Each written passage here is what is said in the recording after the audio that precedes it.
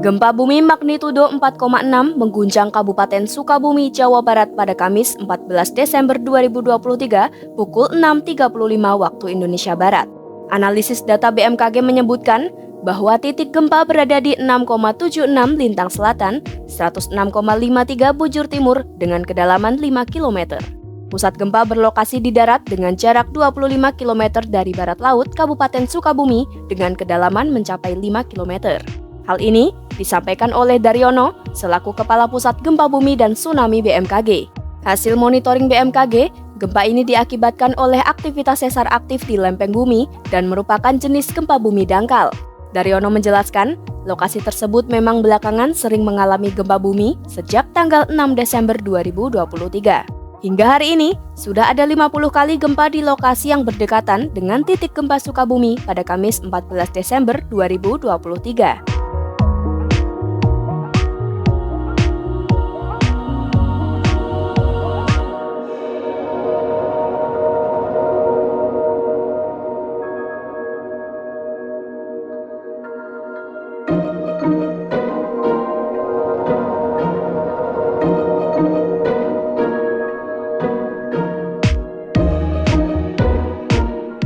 Sejauh ini, gempa bumi tersebut menimbulkan kerusakan di beberapa bangunan rumah, tembok, dan struktur tanah.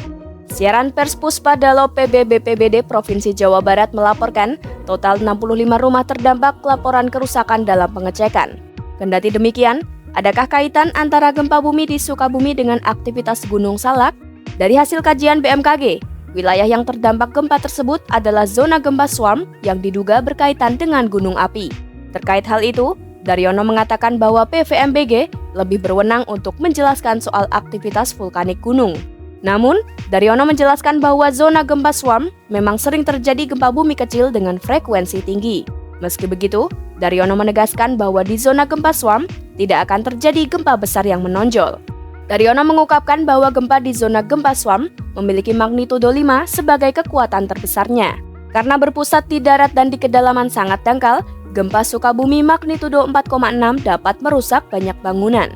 Karakteristik swarm itu adalah gempa bumi kecil yang terjadi dengan frekuensi yang tinggi. Jadi kejadiannya itu banyak. Tetapi tidak ada yang menonjol sebagai gempa besar ya.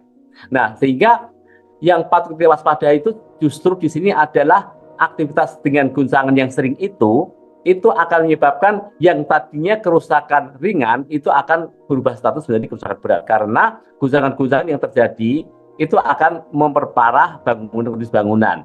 Pihaknya menekankan agar masyarakat waspada terhadap guncangan-guncangan kecil yang dapat merobohkan bangunan.